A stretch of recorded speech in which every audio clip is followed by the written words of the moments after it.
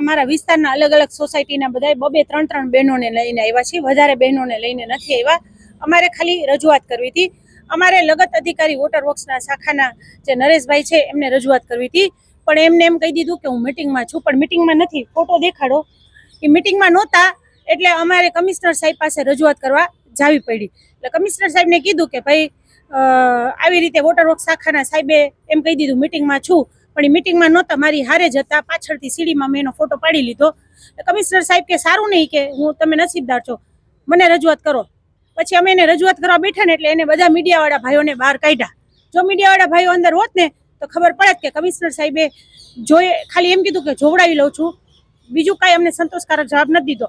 અમારી રજૂઆત લેડીઝે એક વારાફરતી વારા કરી કે ભાઈ અમને 6 વાગ્યાનો ટાઈમ છે તો 5:45 પાણી આવે છે, ક્યારેક 5:30 પાણી આવે છે, તો અમને કેટલા વાગ્યાનું અલાર્મ રાખવું એ ખબર નથી પડતી. એક લેડીઝે એવો પ્રશ્ન કર્યો કે અમારે છોકરાઓને તૈયાર કરવાના હોય છે અને સાથે અમારા હસબન્ડ બધે મજૂરીએ જાય છે, તો અમારે ટિફિન બનાવવાનું હોય છે. તો અમારો જે જૂનો ટાઈમ હતો ને 8-8:30નો, એ અમને સિદ્ધેશ્વર સોસાયટીવાળા એમ કહે છે કે અમારો જૂનો ટાઈમ 8-8:30નો કરી દો. એટલે એક એ પ્રશ્ન હતો. એક બેને એમ કીધું અમને 15 મિનિટ 10 મિનિટ ગટરનું પાણી આવે છે, તો તમે થોડું પાણી વધારે આપો, ભલે રોજ આપો પણ થોડું પાણી વધારે આપો. 25 મિનિટ પાણી આપે છે ને એમાં 10 મિનિટ પાણી આ લોકોને ગટરનું જવા દેવું પડે છે, એટલે 15 મિનિટમાં પીવાનું પાણી માંડ ભરાય છે, વાપરવાનું પાણી ભરાતું નથી. એક બેને એવી રજૂઆત કરી કે ફોર્સફુલી પાણી નથી આવતું, અમારે મોટર મૂકવી પડે છે.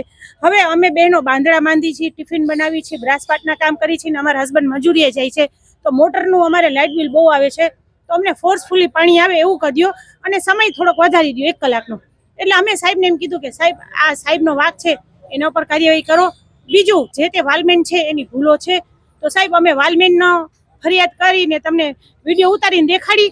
તો સાહેબે એમ કીધું કે તમને કીધું ને કે અમે જોઈ લેશી, તમે તમારી રજૂઆત કરી દીધી ને.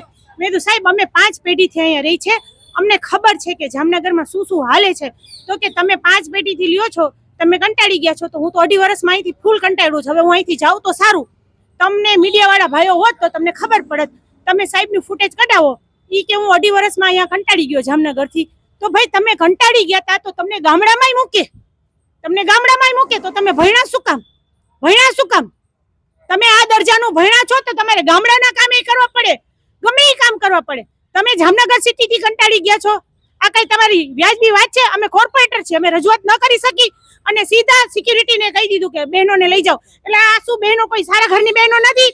હમણાં વાલકેશ્વરી વોર્ડ નંબર 5 ની બહેનો આવે રજૂઆત કરવા આવી હતી, અહીંયા કેમ ટાઈમ પાણીનો ટાઈમ કરી નાખ્યો? એટલે કે અહીંયાના કોર્પોરેટર ભાજપના અધ્યક્ષ છે, એટલે